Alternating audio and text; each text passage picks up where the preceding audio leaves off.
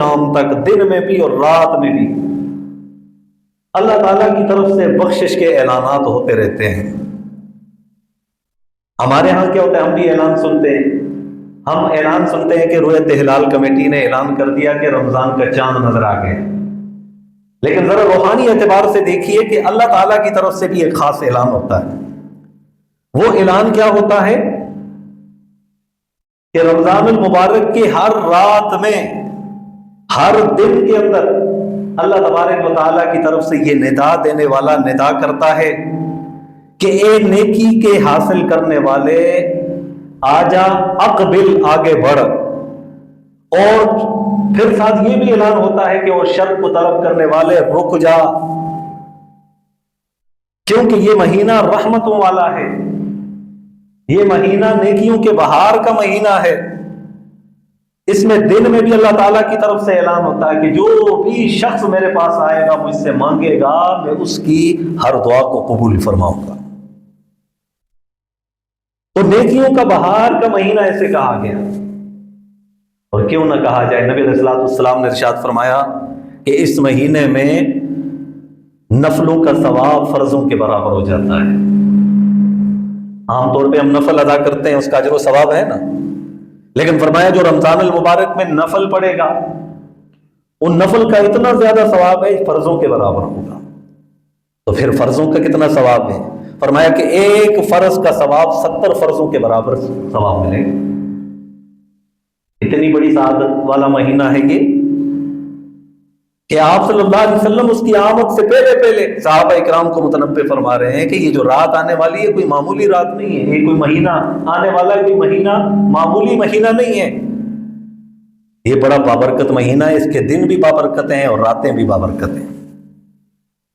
اور اللہ تعالیٰ نے اس مہینے کے متعلق فرمایا کہ شہر رمضان الذی انزل فیہ القرآن، کہ رمضان المبارک کا یہ مہینہ ہے جس کے اندر ہم نے قرآن مجید کو اتارا ہے۔ اور دوسری جگہ اللہ پاک ارشاد فرماتے ہیں ان عدت الشہور عند اللہ 12 شہرا فی کتاب اللہ، کہ بے شک مہینوں کی جو گنتی ہے اللہ کے ہاں وہ 12 مہینے ہیں۔ پورے قرآن مجید میں آپ دیکھیے رمضان المبارک کے علاوہ کسی اور مہینے کو اللہ نے ذکر نہیں فرمایا، نام نہیں لیا، واحد ایک مہینے کا ذکر کیا گیا، وہ رمضان المبارک کا مہینہ ہے۔ اور اللہ تعالیٰ کی طرف سے یہ اعلان ہوتا ہے کہ جنت کے دروازوں کو کھول دو، جہنم کے دروازوں کو بند کر دو، شیاطین کو جکڑ لو۔ یہ اہتمام ہے نا کہ جنت کے دروازے کھول دو، کیا مطلب ہے؟ اور رحمت کے طلب کرنے والے رب کا دربار کھلا ہے، دن میں بھی کھلا ہے، رات میں بھی کھلا ہے، تو اگر اس نیت کے ساتھ آئے گا تو جنت کے اندر ضرور داخل ہوگا، جہنم کے دروازے بند ہو جائیں گے، یعنی ہر طرف خیر ہی خیر، نیکیاں ہی نیکیاں، رحمت ہی رحمت، اللہ کا کرم ہی کرم، یہ دروازے کھلے نظر آئیں گے۔ تو ایسی صورت میں بھی اگر کوئی بدبختی ہوگا جو کھلے دروازوں سے بھی اندر داخل نہ ہو، دروازے کھلے ہوں، کیا مطلب ہے؟ اجازت ہوتی ہے آ جاؤ بھائی، ہم بھی کہتے ہیں نا ایک دوسرے کو آپ کے لیے میرے گھر کے دروازے کھلے ہیں، کہتے ہیں، کیا مطلب ہے؟ آپ جب چاہو آ سکتے ہو۔ تو اللہ تبارک و تعالیٰ دروازوں کو کھول دیتے ہیں کہ ایمان والے تو روزے کی حالت میں ہے، رمضان المبارک کا بابرکت مہینہ ہے، یقیناً تو میری رضا چاہتا ہے، تو چاہتا ہے میں تم سے راضی ہو جاؤں، دیکھ لے میں نے جنت کے سارے دروازوں کو تیرے لیے کھول دیا ہے، تو آ جا، تو داخل ہو جا، تیرے لیے میری رحمت کے دروازے 24 گھنٹے کھلے ہیں، دن میں بھی رات میں بھی۔ تو اللہ تبارک و تعالیٰ سے لینے کا مہینہ ہے یہ، اللہ تعالیٰ رحمتیں یوں بانٹ رہے کہ لینے والا آ جائے، لیکن پھر بدبخت ہوگا کہ جو جنت کے کھلے دروازوں کو اپنے لیے بند کر دے اور جہنم کے بند دروازے کو اپنے لیے کھول دے، تو کتنی بڑی بے وقوفی اور بد نصیبی اور کمظرفی کی بات ہوگی۔ تو اس رمضان المبارک کے مہینے کو بابرکت بنانے کے لیے، اس کو قیمتی بنانے کے لیے، اس سے فائدہ حاصل کرنے کے لیے، نیکیوں کو سمیٹنے کے لیے، رب کو راضی کرنے کے لیے ابھی سے کمر بستہ ہونا ہے۔ اس کی اہمیت کو سمجھنا ہے۔ دنیا میں دنیاوی اعتبار سے اگر کوئی آدمی یہ کہہ دے کہ 70 روپے والی چیز جو ہے وہ 1 روپے کلو ملتی ہے،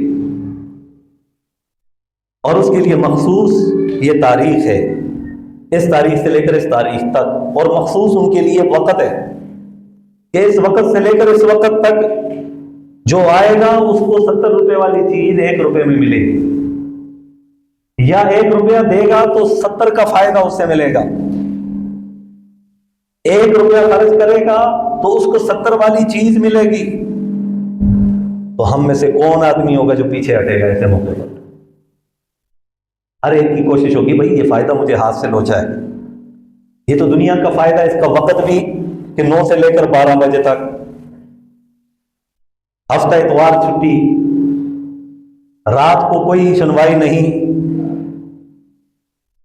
اور اس کے لیے لائن لگا کے آنا ہے، ٹائم بچا کے آنا ہے، اپنے آپ کو مشقت میں ڈالنا ہے، پھر جو آئے گا اسے یہ ملے گا، جو نہیں آئے گا وہ محروم کر دیا جائے گا۔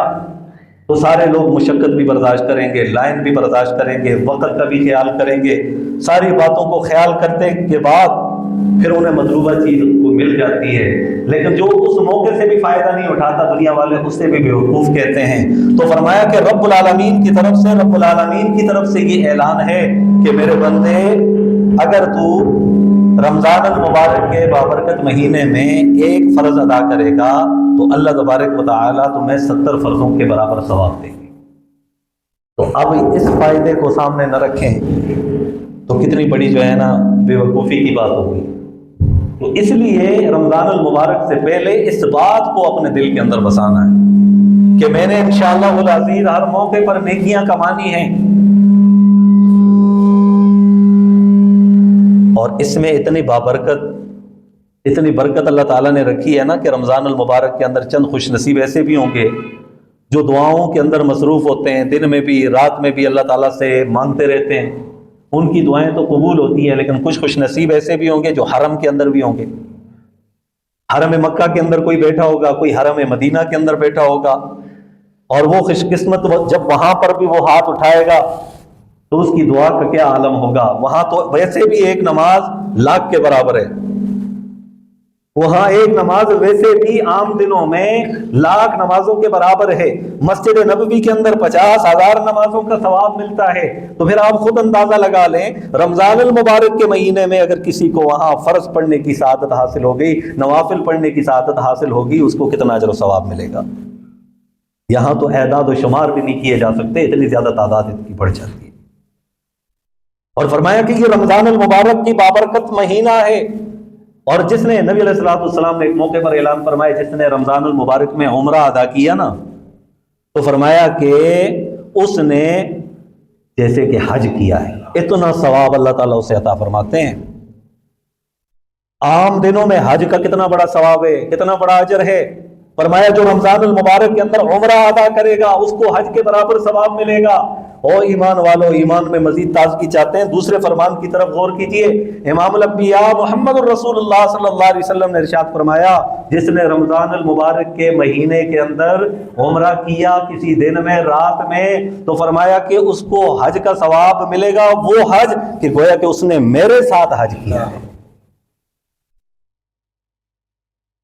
تو یہ اتنا اعزاز اکرام ان کا کیوں کیا جا رہا ہے؟ رمضان المبارک کے بابرکت مہینے کی وجہ سے، اس کی برکتیں۔ فرمائے شہر رمضان الذی انزل فیہ القرآن، یہ رمضان المبارک کا مہینہ ہے جس میں اللہ تعالیٰ نے قرآن مجید کو اتارا ہے۔ بھئی ہمارے ذہنوں میں تو یہ ہے کہ نبی علیہ الصلوۃ والسلام پر یہ قرآن مجید اترا ہے 23 سال کی زندگی میں، تو اللہ پاک نے فرمایا کہ رمضان المبارک میں ہم نے اس قرآن مجید کو اتارا ہے۔ صرف رمضان میں نہیں بلکہ رمضان المبارک کے آخری عشرے میں لیلۃ القدر کی رات میں ہم نے قرآن مجید کو اتارا۔ تو اس کا کیا مطلب ہے؟ مطلب یہ ہے کہ اللہ تبارک و تعالیٰ نے لوح محفوظ سے بیت العزت، جس کو بیت العظمت بھی کہا جاتا ہے، پہلے آسمان پر اس قرآن مجید کو جو اتارا ہے وہ رمضان المبارک کے مہینے میں لیلۃ القدر کی رات میں اتارا ہے۔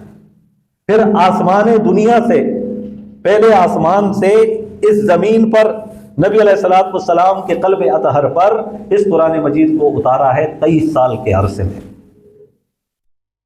تو شہر رمضان الذی انزل فیہ القرآن، یہ وہ مہینہ ہے جس میں قرآن مجید اتارا گیا۔ تو کتنے خوش نصیب ہیں جو قرآن مجید کی تلاوت کا اہتمام کرتے ہیں، قرآن مجید دن میں بھی پڑھتے ہیں، رات میں بھی پڑھتے ہیں، کیونکہ اسی مہینے میں اتارا گیا ہے۔ تو اس کی کتنی برکتیں ہیں اس مہینے کی وجہ سے، قرآن کی وجہ سے۔ پھر اس قرآن کو پڑھا جائے تو کتنی عظمت اور برکت حاصل ہوگی۔ پھر کئی خوش نصیب ہوتے ہیں جو درس قرآن میں شامل ہوتے ہیں، قرآن کی تفسیر سن رہے ہوتے ہیں۔ کئی خوش قسمت ہوتے ہیں نماز تراویح کے اندر قرآن مجید کو سن رہے ہوتے ہیں۔ کئی خوش قسمت ہوتے ہیں صبح سحری کے وقت اٹھتے ہیں، قرآن مجید کو کھولتے ہیں اور تلاوت کرنا شروع کر دیتے ہیں۔ کئی خوش قسمت ہیں صبح کی نماز پڑھنے کے بعد اشراق تک بیٹھے رہتے ہیں، اللہ کے ذکر میں مشغول رہتے ہیں، رب کا قرآن پڑھ رہے ہوتے ہیں، رب کا نام لے رہے ہوتے ہیں۔ تو یہ مواقع اللہ تبارک و تعالی رمضان المبارک کے بابرکت مہینے میں یہ عطا فرماتے ہیں، کیونکہ قرآن کے ساتھ بھی ایک تعلق خاص قسم کا جڑ جاتا ہے۔ عام بندے کی بھی یہ کوشش ہوتی ہے کم از کم رمضان میں ایک قرآن مجید میں ضرور ختم کرو، کیونکہ اس کا تعلق رمضان کے ساتھ ہے کہ اللہ پاک نے قرآن مجید کو رمضان المبارک کے اندر اتارا۔ تو قرآن مجید کو پڑھنا ہے، اس کی تلاوت کرنی ہے ترتیل کے ساتھ۔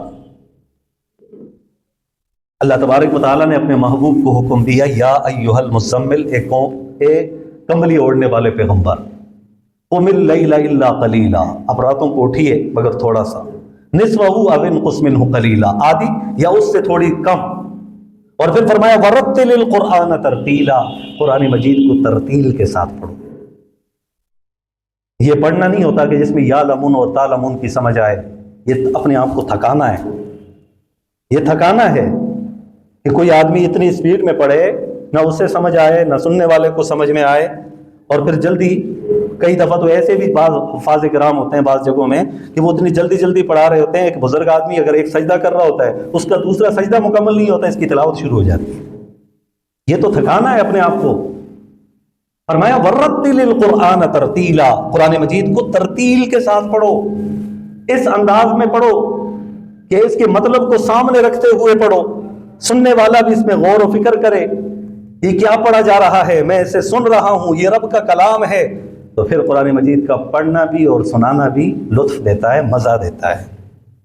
ترتیل کے ساتھ اس کو پڑھنا اور ترتیل کے ساتھ سیکھنا بھی ہے۔ یا اکثر ماشاءاللہ بزرگ حضرات قرآن مجید ترتیل سے پڑھنے کی انہوں نے ایک دفعہ سنایا بھی تھا مجھے قرآن مجید، ماشاءاللہ وہ کئی ہیں ماشاءاللہ، یہ سارے بیٹھے ہوئے۔ ترتیل کے ساتھ قرآن مجید کو پڑھنا ہے، یہ قرآن مجید کے حقوق میں سے ہے۔ ہاں صرف جلدی سجدہ رکوع کیا، میں نے 35 منٹ میں ختم کر دیا، میں نے 45 منٹ میں ختم کر دیا، میں نے 1 سپارہ پڑھ لیا، 2 سپارے پڑھ لیے، ہاں صحیح انداز میں جس طرح بعض الفاظ پڑھتے ہیں سمجھ میں آتی ہے، اس میں مستحبات کی رعایت رکھی جاتی ہے، تسبیحات اس میں مسنون انداز میں پڑھی جاتی ہے، وہ ٹھیک ہے۔ لیکن جہاں پر اتنی اسپیڈ کے ساتھ ہو کہ وہاں پر کوئی سمجھ نہ آئے تو صرف اپنے آپ کو تھکانا ہے، تو قرآن مجید کا جو اجر و ثواب ہے سننے سنانے کا، اس سے بندہ محروم ہو جاتا ہے۔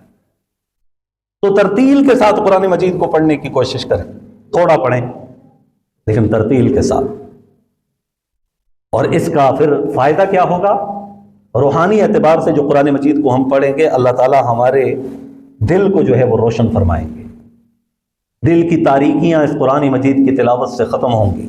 وہ آپ تو حدیث سنتے رہتے ہیں نا کہ دلوں کو بھی زنگ لگ جاتا ہے جس طرح لوہے کو زنگ لگتا ہے۔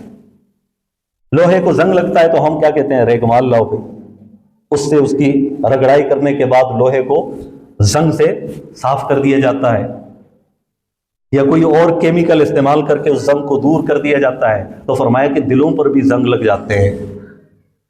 یا رسول اللہ صلی اللہ علیہ وسلم، دلوں کا زنگ کیسے اترے گا؟ یہ دلوں کے اندر جو میل کچیل ہے یہ کیسے ختم ہوگی؟ تو فرمایا کہ موت کو کثرت سے یاد کرو اور قرآن مجید کی تلاوت کرو۔ قرآن مجید کی تلاوت سے تمہارے دلوں کا زنگ اترے گا، دلوں کی کدورتیں، دلوں کی سیاہی، دلوں کا اندھیرا وہ چھٹ جائے گا، وہ مٹ جائے گا اس قرآن مجید کی برکت سے۔ وہ جو روایات کے اندر آتا ہے نا اہل قرآن کے لیے، وہ یہ اس طرح آتا ہے کہ جس طرح کہ دیکھیے نبی علیہ الصلوۃ والسلام نے اس کی مثال دی ہے کہ جس طرح دنیا میں رہنے والے جو افراد ہیں، ہم سبھی رات کو آسمان کی طرف نگاہ کرتے ہیں تو اوپر ستارے چمک رہے ہوتے ہیں، ستارہ چمک رہا ہے، سیارہ چمک رہا ہے، مختلف ستارے ٹمٹما رہے ہوتے ہیں، چمک رہے ہوتے ہیں. تو فرمایا کہ آسمان والوں کے لیے، یعنی فرشتوں کو دنیا میں اس طرح بعض لوگ چمکتے ہوئے نظر آتے ہیں. فرمایا یہ وہ لوگ ہیں جس کا تعلق قرآن کے ساتھ ہوگا. شہر رمضان الذی انزل فیہ القرآن، رمضان المبارک کا یہ وہ مہینہ ہے جس کے اندر قرآن مجید کو اللہ تبارک و تعالی نے اتارا ہے، نازل فرمایا ہے. اس کے دن بھی قیمتی ہیں، ان کی راتیں بھی قیمتی ہیں. اور پھر ایک روایت کے اندر آتا ہے کہ رمضان المبارک کے ہر دن اور ہر رات میں بندے کی ایک دعا ضرور قبول کی جاتی ہے. اور پھر جو بندہ روزانہ دعا کرے، پورے مہینے دعا کرے، تو اس کی قبولیت میں کوئی شک ہو سکتا ہے؟ نہیں ہو سکتا. دنیا مانگے، اپنی آخرت مانگے، اولاد مانگے، تجارت مانگے، مال مانگے، اچھے اخلاق مانگے، عذاب قبر سے نجات مانگے، جو کچھ بھی آپ مانگیں گے، دن میں بھی مانگیں گے، رات کو بھی مانگیں گے، ہر دن ہر رات مانگیں گے پورے رمضان میں، اس کی قبولیت میں کوئی شک ہوگا؟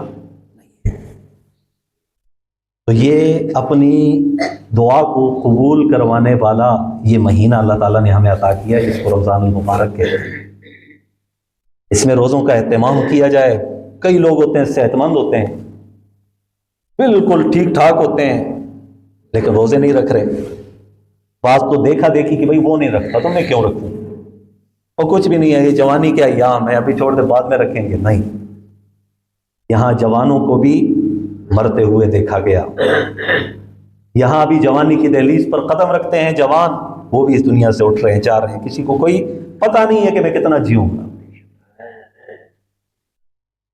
تو روزوں کو بلا عذر کے نہیں چھوڑنا، کیونکہ فرمایا نبی علیہ الصلوۃ والسلام نے کہ جو شخص رمضان المبارک کا ایک روزہ جان بوجھ کر چھوڑ دے نا، تو فرمایا کہ پھر وہ اس کا ازالہ کرنا چاہے بعد میں اور کہے کہ میں اس کے ثواب کو پہنچ جاؤں، اس روزے کے ثواب کو، تو فرمایا کہ وہ ساری زندگی بھی اگر روزے رکھتا رہے، رمضان المبارک کے اس ایک روزے کے ثواب کو نہیں پہنچ سکتا. اور پھر جو گناہ ہے نا، تو وہ گناہ کو بھی نہیں پہنچ سکتا. یہ بھی سوچنا چاہیے. پھر جو نہیں رکھتا تو کتنا سخت گناہ ہے، یہ مثال سے سمجھا دیا ہے رسول اکرم صلی اللہ علیہ وسلم نے. تو رمضان المبارک کے روزے اہتمام سے رکھنے ہیں. یہ تو اب پھر سردیوں کے مہینے میں رمضان آ رہا ہے. آپ یہاں پر تو کئی ایسے بھی بیٹے جنہوں نے دو مرتبہ انہوں نے سخت جون جولائی کے مہینوں کے اندر روزے رکھے ہیں. اور کم از کم ایسے ساتھی بھی موجود جنہوں نے ایک مرتبہ تو ضرور دیکھا ہے کہ جون جولائی کے گرمی کے اندر جس میں روزے کتنے گھنٹے لمبے ہوتے ہیں، اب تو چھوٹے ہو گئے ہیں، مزید بھی ہو رہے ہیں.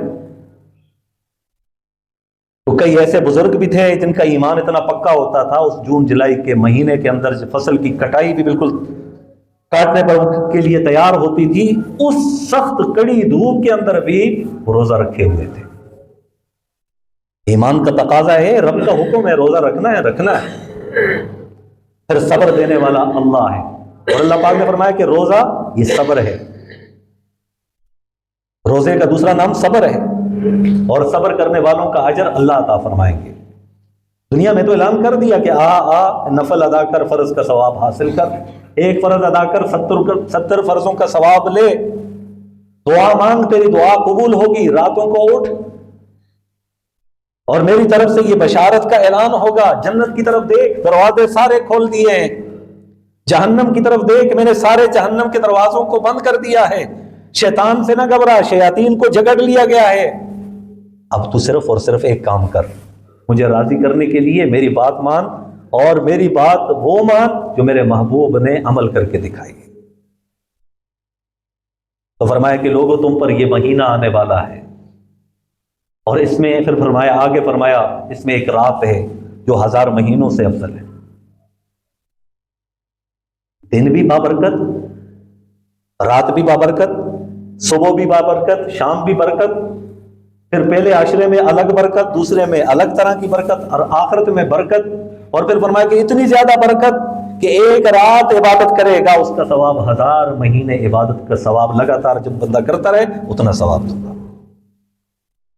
روزوں کا اہتمام کرنا ہے. اور میں ہر سال اس مسئلے کو بیان کرتا ہوں اور یہ ضروری مسئلہ ہے، اور یہ چونکہ ہم نے بار بار سننا ہے اور اس پر عمل بھی کرنا ہے. کئی احباب اس پر عمل کر رہے ہیں اکثر و بیشتر.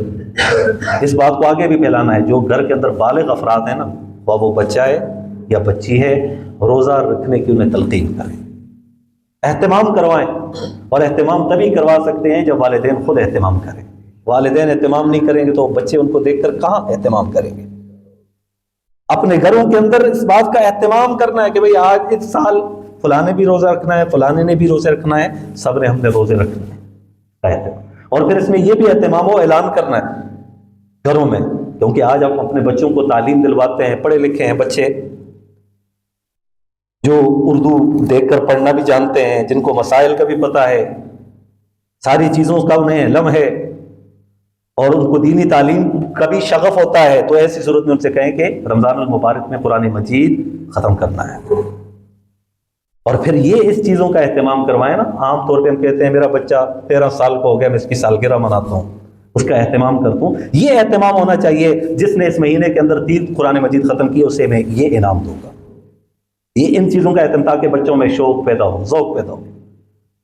ہم نے اس بات پہ عمل کر کے دیکھا، گزشتہ دنوں میں 40 دنوں میں انعام رکھا گیا تھا. یہ تو ایک ترغیب کے لیے بچے آتے تھے، 5 وقت کی نماز پڑھنے کا اہتمام کرتے تھے. جو اللہ تعالیٰ نے انعام رکھا ہے وہ تو ہماری سوچ سے باہر ہے نا. یہ تو بچوں کو نماز کے عادی بنانے کے لیے اس طرح کر رہے ہیں. تو ہم بچوں کو اس طرح ترغیب دیں تاکہ وہ روزے رکھنے والے بن جائیں. میرے بیٹے کا پہلا رمضان ہے مثال کے طور پر اگر ہم کہتے ہیں، تو ہم اہتمام کریں کہ بچے کے پہلے روزے ہیں، اس کا خاص خیال رکھا جائے. بھئی آپ نے نماز پڑھی ہے؟ جی پڑھی ہے. قرآن مجید کی تلاوت کی ہے؟ جی کی ہے.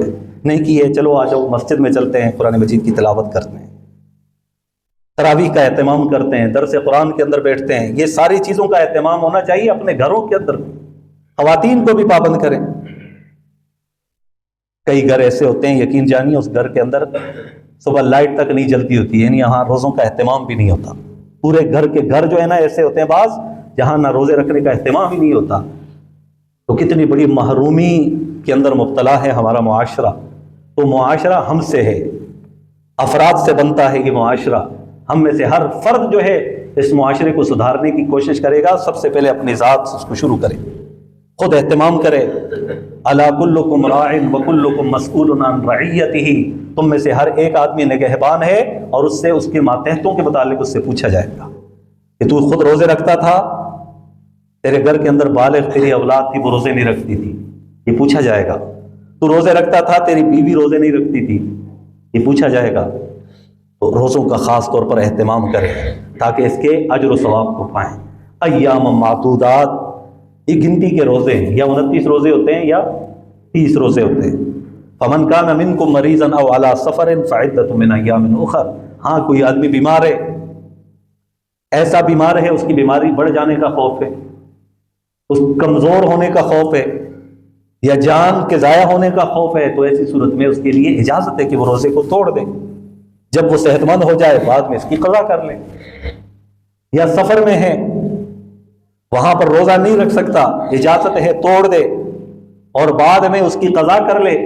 یہ اجازت شریعت نے دی ہے. لیکن جہاں صحت مند ہے، مقیم ہے، اللہ تبارک و تعالیٰ نے آزادی ہے، صحیح سالم، اس کے باوجود یہ روزے نہیں رکھتا، تو یہ اللہ تعالیٰ کے حکم کی خلاف ورزی تو ہے ہی.